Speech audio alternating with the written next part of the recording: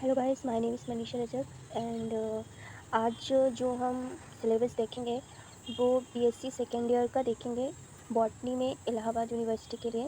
इसके पहले हमने बीएससी फर्स्ट ईयर के सिलेबस को देखा था बॉटनी के लिए और उसकी वीडियो मैंने पहले ही अपलोड कर दिया आपको।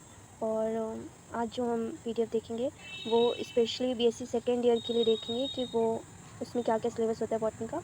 और लास्ट में हम उसका बुक रिव्यू का भी एक वीडियो डालेंगे कि वो पूरा सिलेबस आप किस स्पेशली बुक्स में कवर कर सकते हो और उसमें क्या क्या इंपॉर्टेंट टॉपिक्स हैं जो आप इजीली कवर कर सकते हो और उसको आसानी से कवर करके पढ़ सकते हो अपने एग्जामिनेशंस के लिए।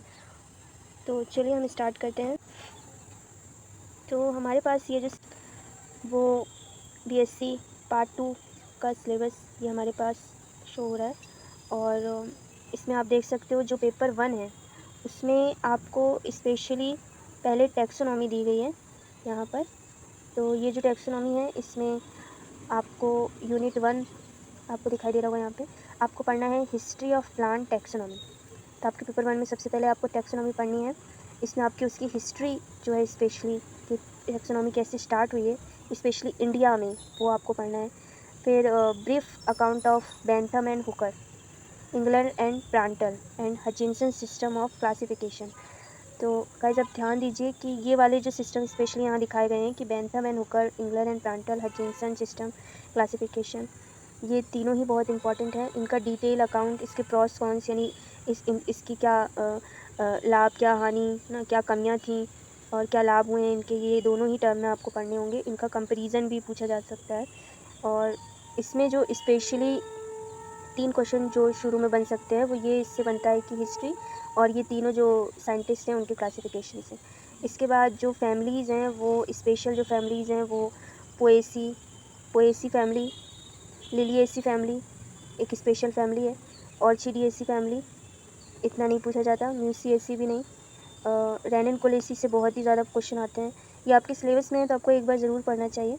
और ब्रासिकेसी जिसमें क्रूसीफर है, कैप्रीडिएसी, पेपरविएसी, कैरियोफाइलेसी, मालविएसी, लेग्यूमिनस और रोजेसी।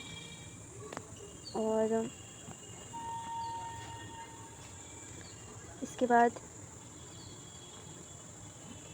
ये कैरियोफाइलेसी, मालवेसी, एपीएसी, एम्बलीफ्रिएसी, मारियटिएसी, एमरेंथिएसी, कैजुरियनिएसी, यूफोरबिएसी, एस्पिलिएसी और कुकुरबिटेसी, एकेंथिएसी, सोलेनेसी, कोवेन्यूकुलेसी, लेमिएसी, लेबिएट जिसे हम कहते हैं, एस्ट्रेसी जिसे हम कंपोजिटी भी कहते हैं, और फिर है रूबिएसी।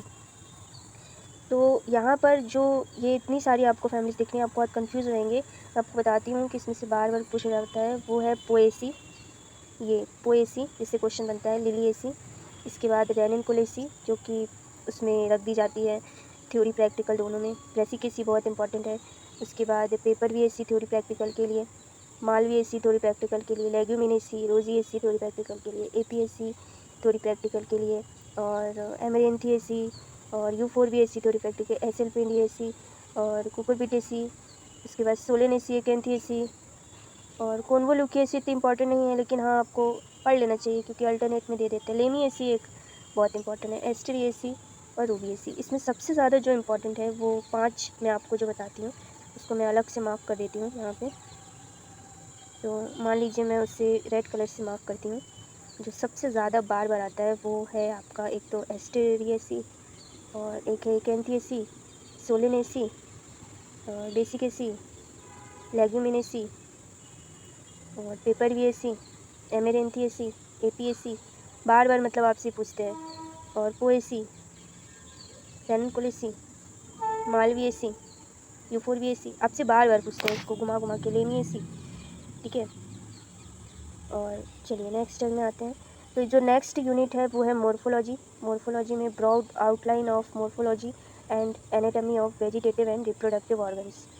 तो मॉर्फोलॉजी के लिए यहाँ पे टैक्सोनॉमी और मॉर्फोलॉजी आपको एक बुक में मिल जाएगी, वो बुक मैं आपको रिव्यू कर दूँगी और वो बुक आप परचेज़ कर सकते हो और उस बुक का पीडीएफ भी मैं आपको प्रोवाइड करवा दूँगी। और इसमें आता है cell wall structure, tissue and tissue system, morphology and anatomy of root and shoot, root stem transition region, an account of normal primary structure and secondary growth in herbaceous and woody plants, anomalous secondary growth as exemplified by stem of Boerhavia Chenopodium, है ना, और ये begonia, pyro, स्टेजिया and ड्रासेना। तो ये जो anomalous structure है बोहेरिया का, वो बहुत बार पूछा जाता है, बहुत ही इंपॉर्टेंट टर्म है ये यहाँ पर। इसके बाद जो नेक्स्ट आता है वो आपका एनाटॉमी ऑफ लीफ एबिसिशन। लीफ एबिसिशन बहुत इंपॉर्टेंट टर्म है ये। इसके बाद general morphology and floral and floral parts. तो जनरल मोर्फोलॉजी आपसे पूछी जा सकती है, जैसे फ्लोरल फार्मूला या फ्लोरल पार्ट्स के बारे में। तो अब ये जो फर्स्ट यूनिट और ये सेकेंड यूनिट यहाँ पे कंप्लीट हो जाती है। फिर ये थर्ड यूनिट, ये भी हम देख लेते हैं कि ये किस बुक में, आपको ये सारी एक बुक में मिल जाएंगी। ये आती है brief history of anther and ovule. तो एंथर एंड ओव्यूल आपको ब्रीफ हिस्ट्री बतानी है, ये भी आपको एक ही बुक में मिल जाएगा, ठीक है। इसमें male gametophyte, polygonum, type of embryo sac, fertilization, development of embryo sac and exemplified by Capsella, toris and Sagittaria type, and elementary account of the development of endosperm, apomixis and polyembryony. So these are very important terms, apomixis and polyembryony, these are very important terms, बार बार पूछा जाता है, बार बार। तो ये तो रहा हमारा paper 1। Paper 1 में ये 3 यूनिट है, 1, 2 एंड 3, ओके। एंड अब हम आते हैं पेपर 2 में। तो पेपर 2 में क्या है, plant physiology and plant ecology. तो plant physiology and plant ecology में हम देख लेते हैं। नेक्स्ट आता है हमारा पेपर 2। पेपर 2 में यहाँ पर plant physiology and plant ecology term आती है। ये आपको दूसरी बुक में मिलेगा, जो कि प्लांट फिजियोलॉजी के लिए अलग बुक होगी और प्लांट इकोलॉजी की एक अलग बुक होगी। यहाँ पर प्लांट फिजियोलॉजी में वही चीज़ें हैं जो आपने 12th स्टैंडर्ड्स में पढ़ी होंगी, लेकिन थोड़ी सी इवॉल्व हैं। जैसे प्लांट फिजियोलॉजी में cell constitution and their micro chemical reactions, okay, and physiology of cell, absorption of material in general, ascent of sap, plant में किस तरह से एसेंट ऑफ सैप होता है, जाइलम फ्लोएम जो प्लांट वाटर को एब्जॉर्ब करते हैं वो किस तरह से होता है, उसकी फिजियोलॉजी क्या होती है, ये सब आप पढ़ोगे। Transpiration, assimilation of nitrogen and translocation of plant food materials and fermentation and respiration. तो ये यहाँ पर एक बहुत ही इंपॉर्टेंट टर्म हो जाता है ये, और translocation of plant food material. उसके बाद आता है elementary knowledge of growth including turgidity movement in plants, plant water reaction, water absorption, transpiration, translocation, salt uptake and translocation. Growth hormone बहुत इंपॉर्टेंट टर्म्स हैं, okay. Movement of hormone, dormancy and its regulation, vernalization, photoperiodism and phytochrome system, enzyme, mechanism of action, respiration and photorespiration, photosynthesis, nitrogen assimilation, fixation of atmospheric nitrogen, synthesis of amino acid, lipid carbohydrate mechanism। तो हम देख सकते हैं कि जो चीज़ें हैं वो जो हमारा 12th तक सिलेबस होता है कुछ मैच करती हैं, लेकिन थोड़ा सा इवॉल्व सिलेबस होता है। इसमें इम्पॉर्टेंट जो है वो vernalization and photoperiodism and phytochrome, enzyme classification, mechanism of action, okay. Photosynthesis, nitrogen assimilation and fixation of atmospheric nitrogen, ये भी इंपॉर्टेंट टर्म हो गया। तो इस तरह से आप पढ़ सकते हो। अब नाइट्रोजन एसिमिलेशन एक इंपॉर्टेंट टर्म है, fixation of atmospheric nitrogen, amino acid, lipid, carbohydrate आपने पढ़ा ही हुआ था पहले भी। चलिए नेक्स्ट चलते हैं यूनिट 2 में। यूनिट 2 जो है an elementary knowledge of ecology factor, climate, adaptive, phytographic and biotic factors, plant succession, plant communities, hydrophytes, mesophytes, xerophytes, mangrove, epiphytes, okay, epiphytes and parasite, food chain, ecosystem, pollination, forest types in India। तो हम देख सकते हैं कि ये चीज़ें बहुत ज़्यादा टफ तो नहीं लग रही होंगी आपको, है ना। हाइड्रोफाइट्स जस्ट जो पानी में उगते हैं, है ना, और यहाँ मीजोफाइट्स भी आपको पता ही होंगे, एंड हीजेरोफाइट्स ड्राई एरियाज़ में, मैंग्रोव्स, है ना, मैंग्रोव समुद्र के किनारे जो पौधे होते हैं, एंड एपिफाइट्स लटकने वाले जो पौधे होते हैं, पैरासाइट्स, है ना, और पैरासाइट जो प्लांट होते हैं। तो food chain, ecosystem, pollution, forest types क्या क्या इंडिया में। तो इकोलॉजी जब एक बार पढ़ लेते हैं तो बहुत ही वैसे भी इजी लगने लगती है थोड़ी सी। तो चलिए नेक्स्ट चलते हैं। पेपर 3 में हम देखते हैं पेपर 3 में क्या है, साइटोलॉजी एंड जेनेटिक्स। तो थोड़ा सा आपको नया लग सकता है यहाँ पे, ये जो 12th पास आउट है।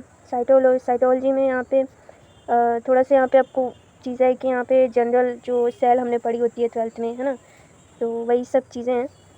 और इसमें आपको लगेगा कि कुछ नया सा है, लेकिन वही चीज़ें हैं कि आप जैसे सेल पढ़ते हो, सेल में आप डिवीज़न पढ़ते हो, ऑर्गेनेल्स पढ़ते हो, क्रोमोसोम पढ़ते हो, सेल डिवीज़न पढ़ते हो, वही सब है। उसके बाद जेनेटिक्स में आप मेंडलिज्म पढ़ते हो, linkage, crossing over, gene concept पढ़ते हो ना, sex determination in plants, cytoplasmic inheritance, mutation, chromosomal and genic, है ना, और क्रोमोसोमल एब्रीवेशंस एंड पॉलीप्लॉइडी। तो पॉलीप्लॉइडी तो हमें पता ही है कि ये तो एक इंपॉर्टेंट टर्म है पॉलीप्लॉइडी। इसके बाद mutation, inheritance, Mendelism, sex determination, crossing over, ये सब बहुत इंपॉर्टेंट टर्म है। इसी में यूनिट 2 आती है, structure of DNA, RNA, protein, role of nucleic acid, genetic code, mechanism, protein synthesis. ये बहुत ही इंपॉर्टेंट है, मैं टिक लगा रही हूँ, इसको आप बार बार पढ़ सकते हैं। इसमें से इस पेपर में बहुत बार पूछा जाता है। एंड जो थर्ड आती है वो evolution, origin of life and organic evolution, evidence and mechanism of theories. ठीक है, तो ऑर्गेनिक इवोल्यूशन आपको पढ़ना है, एविडेंसेस क्या है, मैकेनिज्म एंड थ्योरीज। तो इसमें बहुत ज़्यादा आप डीप मत जाइएगा इवोल्यूशन में। इसकी एक वो जो छोटी एक बुक आती है, ठीक है, वीरबाला रस्तोगी की मेरे पास एक बुक है, तो उसका भी मैं आपको रिव्यू दिखा दूँगी। लेकिन ये बीएससी सेकेंड ईयर के हिसाब से उसको कैसे पढ़ना है, बहुत ज़्यादा डीप में नहीं है वो आपके लिए, ठीक है, सिलेबस में यहाँ पे। तो इसमें आपको यहाँ पे सिर्फ पढ़ना है ओरिजिन ऑफ लाइफ कैसे है, ओके। तो उसकी कुछ थ्योरीज़ हैं जो है ना, डार्विन की है या लेमार्क की है ना, या जो कैटाटोट्रॉपिज्म की थ्योरीज़ हैं। तो बहुत सारी ऐसी जो 6-7 थ्योरीज़ हैं वो आप पढ़ लेंगे, और यहाँ पे एविडेंसेस क्या क्या जो दिए गए हैं, है ना, और मैकेनिज्म एंड थ्योरीज। अभी यहाँ पे ये पेपर 3 यहीं पे कंप्लीट होता है। इसके बाद यहाँ पे आती है प्रैक्टिकल्स। तो प्रैक्टिकल्स में बेस्ड ऑन कोर्स वर्क, जो कुछ भी आपका पिछला थ्योरी है उसी पे है। इसमें प्रैक्टिकल एग्जामिनेशन होगा 35 मार्क्स का, ठीक है, और 1 test running the year 5 marks, viva 5 marks, class record 5 marks, total 50 marks, ठीक है। तो इस तरह से आपका ये पेपर कंप्लीट हो जाएगा। तो और जो रिटन टेस्ट हो रहा था, तो जैसे कि हम पेपर बीएससी फर्स्ट ईयर में देख रहे थे, तो बीएससी फर्स्ट ईयर में हम देख रहे थे कि जो पहला पेपर है वो 34 मार्क्स का है, जो दूसरा है वो 33 मार्क्स का है, जो तीसरा है वो 33 मार्क्स का है।